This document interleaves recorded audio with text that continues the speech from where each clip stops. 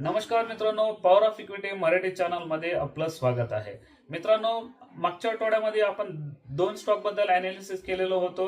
त्या दोन्ही स्टॉक बद्दल अनालिसिस करताना माझ्याकडे टॅब आणि लॅपटॉप काही नव्हतं, त्याच्यामुळे चॅटद्वारे तुम्हाला अनालिसिस करून सांगता मला आलं नाही मित्रांनो.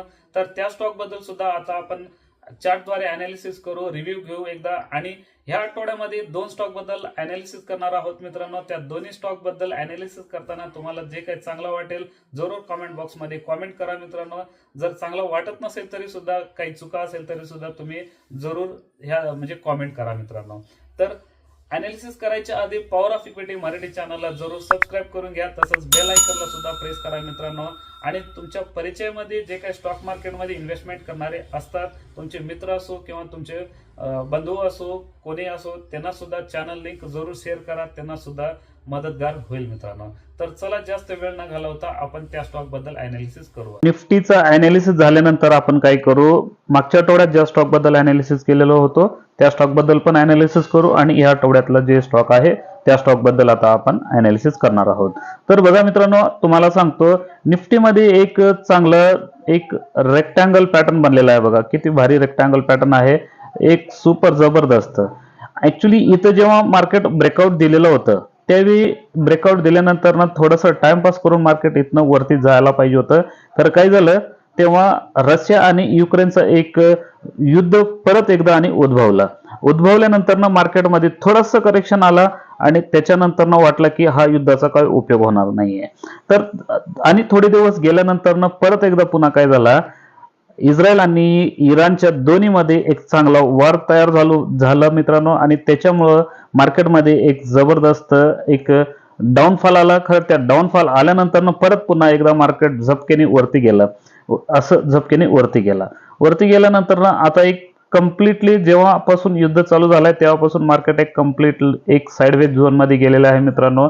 तर ह्या साइडवेज झोन मध्ये जे गेलंय ह्याच्यावरून आपल्याला समजतंय की नाही, मार्केट आता सध्या म्हणजे युद्धाच्यामुळे मार्केट खाली जाऊ शकत नाही असं वाटायला लागले. तसं काही नाही, युद्ध जर फास्ट वाढलं तर मार्केट खाली पण जाऊ शकते. खरं आता सध्या जर बघितलं तर मार्केट टोटली साइडवेज झोन मध्ये आहे. आता इम्पॉर्टंट आपल्याला वरच्या बाजूला जे रेजिस्टन्स आहे ते किती 25,225चा एक इम्पॉर्टंट आपल्याला एक रेजिस्टन्स बनतोय मित्रांनो.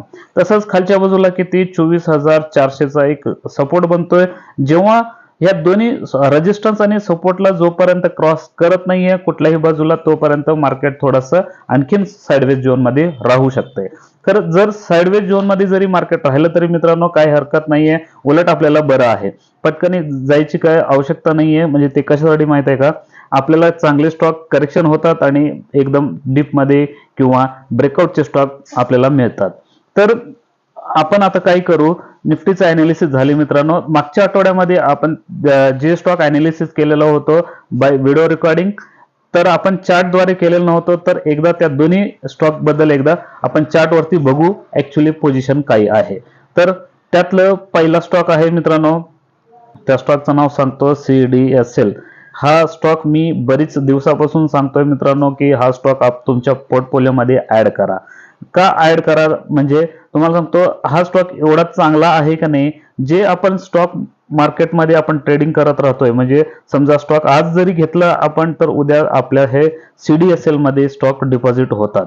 जेव्हा CDSL मध्ये डिपॉझिट होतात त्यावेळी आपल्याला ऑटोमॅटिक ह्या कंपनीला बेनिफिट होतोय, चार्जेस लागतात, बेनिफिट होतोय, बिझनेस होतोय. तर हे कायमस्वरूपीचं चालू राहते मित्रांनो. त्याच्यामुळे आपण ह्या स्टॉक मध्ये म्हणजे CDSL हा एकच कंपनी आहे सध्या म्हणजे लिस्टेड मध्ये.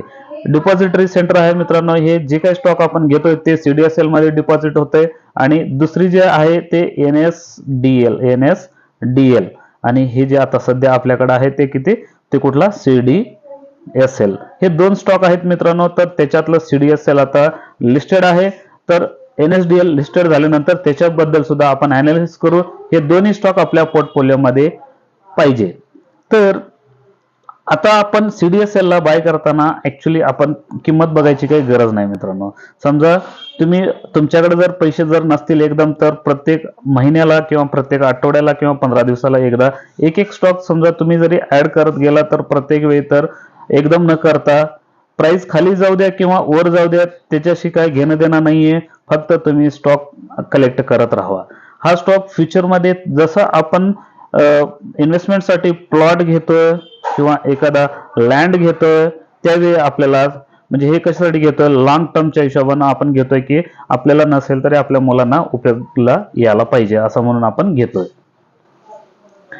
तर असेच थोडी थोडी क्वांटिटी तुम्ही जर याच्यात इन्व्हेस्टमेंट जर केलं CDSL मध्ये तर हा स्टॉक सुद्धा लॉंग टर्मला तुम्हाला ह्या प्लॉट आणि जमीनपेक्षा जास्त रिटर्न देईल असं वाटतंय मित्रांनो.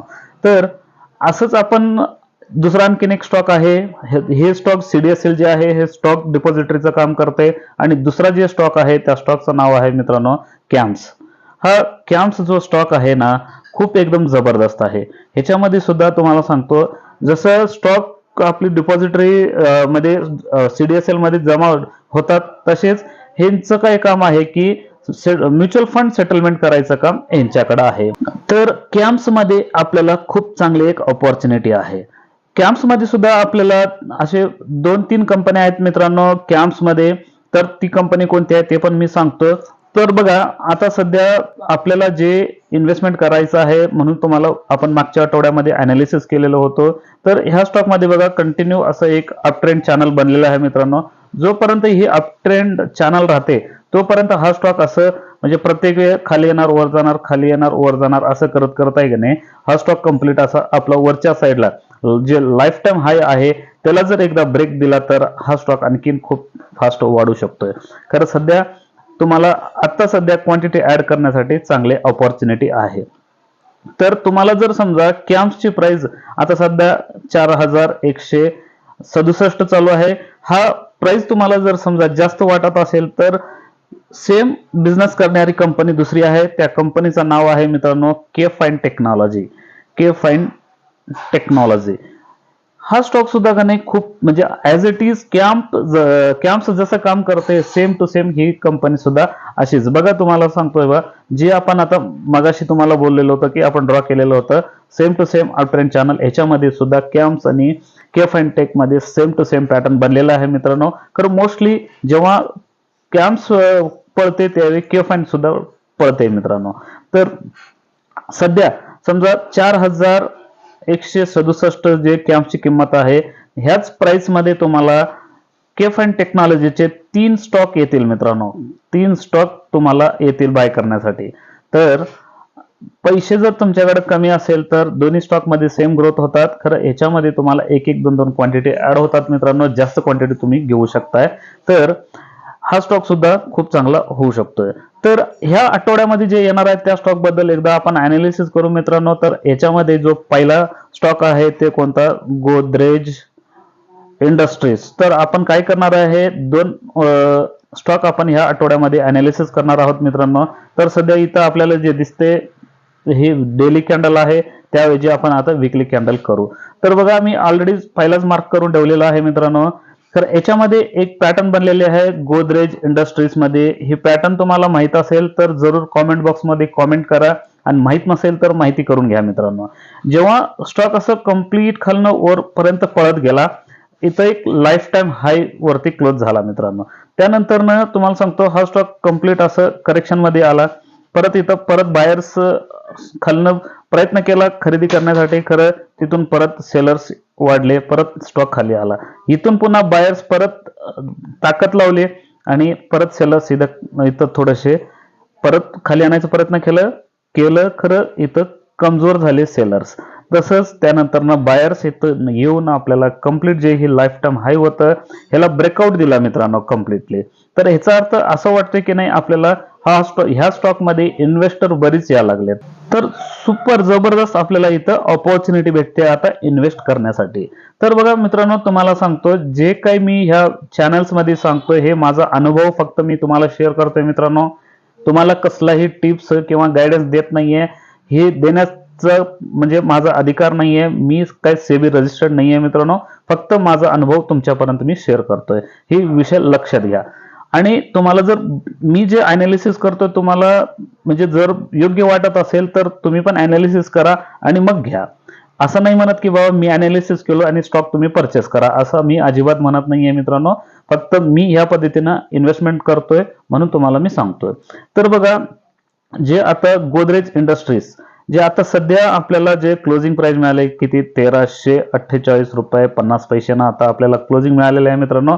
तर ह्या स्टॉक मध्ये आता आपल्याला इन्व्हेस्ट करायचा जर असेल तर आता जे प्राइस आहे ह्या प्राइस पासून म्हणजे इथं सुद्धा थोडी क्वांटिटी ऍड करू शकताय. जर पुन्हा एकदा जर 1200च्या आसपास जर आला तर परत पुन्हा एकदा इथं एकदा तुम्ही परत आणि क्वांटिटी ऍड करू शकताय. तर म्हणजे इथं 1348.50 ला का करायचं, समजा हा स्टॉक खाली नाहीच जरी आला तरी आपल्याकडे माहित होतं तरी सुद्धा आपण ह्याच्यामध्ये इन्व्हेस्ट केला नाही आणि आपल्याला पश्चाताप होणार नाही. म्हणून आता सध्या ह्या रेंजमध्ये थोडी क्वांटिटी ऍड करायचं, बाय करायचं आणि पुन्हा जर 1200 ला आलं तर पुन्हा थोडीशी क्वांटिटी आणखीन ऍड करू शकताय मित्रांनो. 1200 ते 1250 पकडा, 1250 या रेंजमध्ये जर आलं तर तुम्ही ऍड करू शकताय.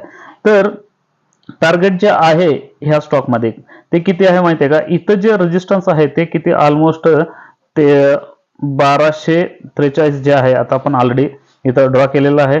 आणि तसंच इथं किती खालच्या बाजूला जे लो आहे ते किती 780 आहे.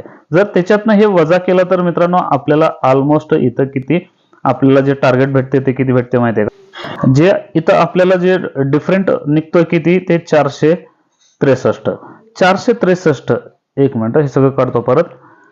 आणि ते 463 1243 मध्ये जर समजा आपण 463 जर समजा ऍड केलं तर जे काही येईल ना तो आपला टार्गेट राहील मित्रांनो. त्याच्यामुळं त्या पद्धतीने तुम्ही इन्व्हेस्टमेंट जर केला तर तुम्हाला चांगलं प्रॉफिट होऊ शकतोय.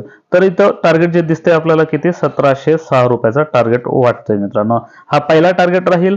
आणि स्टॉप लॉस जे आहे ते ह्या वीकचं जे लो काय आहे मित्रांनो त्या लोचा स्टॉप लॉस लावा तुम्ही आणि मग ट्रेड करा मित्रांनो. Stop loss without stop loss अजिबात कुठल्याही स्टॉक मध्ये तुम्ही एंट्री करू नका. आणि त्याचा स्टॉप लॉस किती आहे ते पण तुम्हाला सांगतो बघा. इथं जर तुम्ही स्टॉप लॉस जर बघितला तर ऑलमोस्ट दिसते आपल्याला 1152. 1152च्या खाली जेव्हा स्टॉक क्लोज देईल त्यावेळी आपण एक्झिट व्हायचं मित्रांनो. क्लोजिंग म्हणजे वीकली क्लोजिंग पाहिजे, असं नाही की डेलीला आला आणि शॉर्ट मारून वरती गेला, असं नसायला पाहिजे. तर आता जरी समजा आपण बघितलं तरी 1348 ला जरी तुम्ही खरेदी केला आणि 1100चा जो स्टॉप लॉस आहे तसं जर तुम्हाला राऊंड फिगर तुम्ही 50 पकडा आणि हे पण 1350 पकडा मित्रांनो. जर तुम्हाला स्टॉप लॉस मध्ये जर बघितलं तर ऑलमोस्ट तुम्हाला किती 200 रुपयाचा स्टॉप लॉस लागतोय. तर 200 आलं तर तुम्हाला म्हणजे समजा तुम्ही एक 10 स्टॉक तुम्ही बाय केला आणि 200 न जरी समजा तुम्ही केलं तरी मित्रांनो इथं तुम्हाला 2000 रुपयाचा लॉस होऊ शकतोय. आणि तसंच जर समजा टार्गेट मध्ये जर बसला तर तुम्ही ऑलमोस्ट 400 म्हणजे 4630चा तुम्हाला टार्गेट होऊ शकतोय. म्हणजे 1:2 रेशोच्या प्रमाणे हे स्टॉक बसलेला आहे मित्रांनो. तर हे चांगला रेशो आहे, काही वाईट नाही आहे याच्यामध्ये. आणि हा स्टॉक तुम्ही हा फक्त तुम्हाला 1706 जे तुम्हाला म्हणलं मित्रांनो हे तिथं पार्शल प्रॉफिट बुक करू शकताय. लॉंग टर्मला तुम्ही जर ठेवलं तर चांगले प्रॉफिट होऊ शकतोय मित्रांनो. तर असंच आणखीन एक स्टॉक आहे, त्या स्टॉक बद्दल सुद्धा आता आपण अनालिसिस करू. आणि हा स्टॉक जो आहे ते गोदरेज कंपनीचाच आहे मित्रांनो. तो गोदरेज ॲग्रो मधला आहे, ॲग्रोवेट लिमिटेड. हा स्टॉक म्हणजे आपण ह्या स्टॉकला घेण्याचं कारण का माहितीये का तुम्हाला सांगतो बघा. ऍक्च्युली इथं वीकली कॅन्डल आहे तर आपण काय करू इथं मंथली कॅन्डल करू. तर मंथली कॅन्डल मध्ये किती एकदम सुंदर इथं आपल्याला ब्रेकआउट मिळालंय एकदा बघा तुम्हाला सांगतो. तर एकच मिनिट आता मी काय करतो ऍक्च्युली याला इथं बरोबर ही जे क्लोजिंग लाईन आहे त्याला मी हे करतो. एकच मिनिट राईट ओके. तर बघा मित्रांनो इथं जे आपल्याला इम्पॉर्टंट जे रेजिस्टन्स होता ह्या रेजिस्टन्सला इथं आपल्याला ब्रेकआउट मिळाला. तर इथं डबल टॉप झालता बघा मित्रांनो. हा एक टॉप आणि हा एक टॉप, नंतर मग तिसऱ्या टॉपला आपल्याला इथं ब्रेकआउट मिळाला. तर इथून जर बघितलं आपण तर 706 रुपयाचा एक इम्पॉर्टंट रेजिस्टन्स होता क्लोजिंग बेसिस वरती. आणि त्या रेजिस्टन्सला ब्रेकआउट दिला. आणि जे इथं खालचं जे लो आहे आपलं ते किती ऑलमोस्ट 265 रुपयाचा आहे. तर आपलं टार्गेट कसं काढायचं हे तुम्हाला माहित आहे मित्रांनो. तर हे बघा ऑलमोस्ट आपल्याला काय करायचं आहे, जे आपण हा 265 घेतलं हे लाईफ टाइम लो आणि हा जो आहे लाईफ टाइम हाय क्लोजिंग, तर दोन्ही मधला जे डिफरंट आहे तो आपला टार्गेट राहील. तर 441चा आपला डिफरंट राहतोय आणि हे 441 आपल्याला काय करायचं आहे मित्रांनो माहिती आहे का, तुम्हाला सांगतो बघा.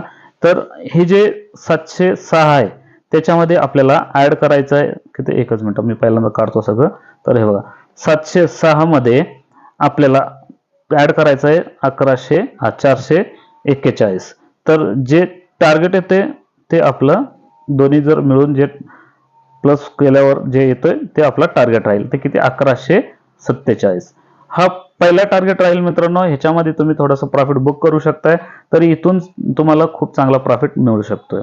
तर तुम्हाला स्टॉप लॉस जर लावायचा असेल तर काय करायचं, आता मंथली कॅन्डल आहे त्यावेळी जे आपण विकली कॅन्डल लावायचं. विकली कॅन्डलला जर क्लोजिंग दिला तर खाली आपण एक्झिट व्हायचं आहे. तर जो विकली कॅन्डलचा स्टॉप लॉस काय आहे तुम्हाला दाखवतो बघा. ऑलमोस्ट इथं जे लो आहे ते किती 614. तर तुम्हाला सांगतो बघा 614चा एल राहील तुम्हाला एल, आणि टार्गेट जे आहे ते 1147. तर मित्रांनो, ह्या आठवड्यामध्ये जे काय येणार आहे त्या स्टॉक बद्दल आता आपण अनालिसिस करून झालेलं आहे. तसंच आपण पुढच्या आठवड्यामध्ये भेटू. तोपर्यंत धन्यवाद.